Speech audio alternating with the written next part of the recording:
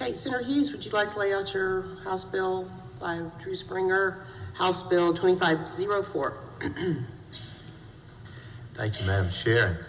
I'm proud to present the House Bill 2504, and as you said, it does come from Representative Springer over in the House. And the bill is about access to the ballot. It will provide that any political party that slates candidates for the general election is subject to the same filing fees as every other party, and making sure that everybody's treated the same way, and also allow parties to have their candidates placed on the ballot if they had a nominee for state office receive at least 2% of the total vote in the previous 5 general elections. That's what the bill does. It's very straightforward. The rules apply equally to every party, regardless of their political stripe, and it just sets a reasonable threshold. In fact, this 2% is where the threshold had been for quite a while. It was raised back in the 1980s. Well, what we would do here would be restore the place that it had before, where any party that can show they have sufficient support should be able to get access to the ballot. That's what the bill does. Sounds reasonable to me. All right.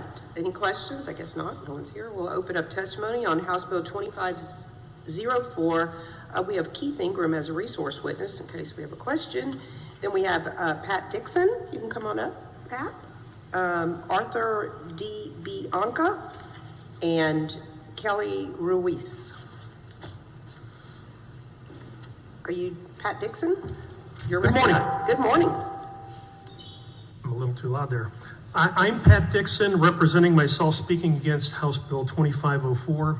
If you were forced to pay for something without getting anything in return, that would not be fair. You would probably file a lawsuit and go to court. When political parties nominate their candidates through a primary process, the taxpayers pay most of that fee. The candidates pay a small portion.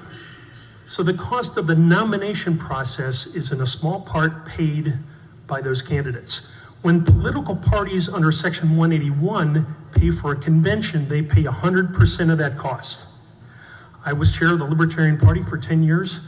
I know what it costs to pay for a convention. We pay our own way.